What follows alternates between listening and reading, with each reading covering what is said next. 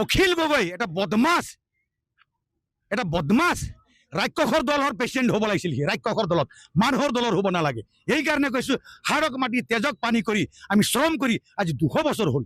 এই 200 বছৰৰ পিছত 75 বছৰ অসমত চৰকাৰ গঠন হ'ল, কিন্তু 75 বছৰ কোনো চৰকাৰে কোনোদিনেই আমাৰ এই কথা চিন্তা নকৰিলে।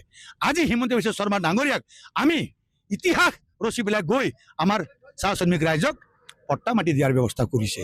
গতিকে আমি এই পট্টা মাটি দিয়াক লৈ তেওঁ যিটো বিৰূপ মন্তব্য কৰিছে যে চাহ জনগোষ্ঠীক সকলোকে পট্টা দিব লাগিব, নহ'লে চাহ শ্ৰমিক ৰাইজকো পট্টা দিব নালাগে। তাৰ বাপৰ মাটি এইটো নহয়। মই কৈছোঁ টাটা কোম্পানীৰ মাটি লৈছে, আছাম কোম্পানী লৈছে, তেওঁৰ সমষ্টিৰ 500 বিঘা মাটি অসম চৰকাৰে লোৱা নাই। সেইকাৰণে তেওঁৰ নৈতিক অধিকাৰ নাই কোৱাৰ।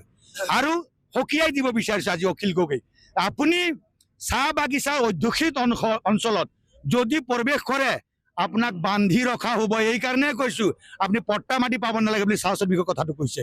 সাৱধান মানি আপোনাক শুনাই দিছোঁ, যদি এনেকৈ আৰু অনেক দিনত বিৰূপ মন্তব্য কৰা শুনা পাওঁ, তেন্তে আপোনাক আমি য'তে পাম তাৰ পৰা আপোনাক আমি কৰায়ত্ব কৰি চাহ বাগিচাত ৰাইজৰ মাজত আনিম। আৰু চাহ বাগিচা ৰাইজৰ মাজত আপুনি ক'ব লাগিব যে আপোনালোক পট্টা মাটি পাব নালাগে বুলি।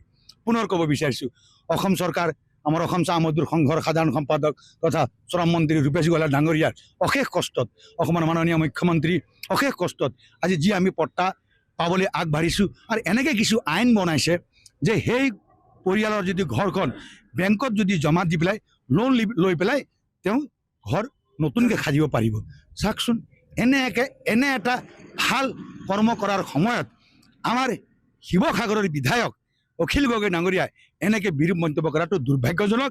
আৰু আমি ভাবোঁ তেওঁ এই প্ৰথম MLA আৰু এই তাৰ শেষ MLA, আৰু তাৰ ৰাজনৈতিক কেৰিয়াৰ এই দুটাই শেষ হ'ব বুলি আমি ভাবিছোঁ।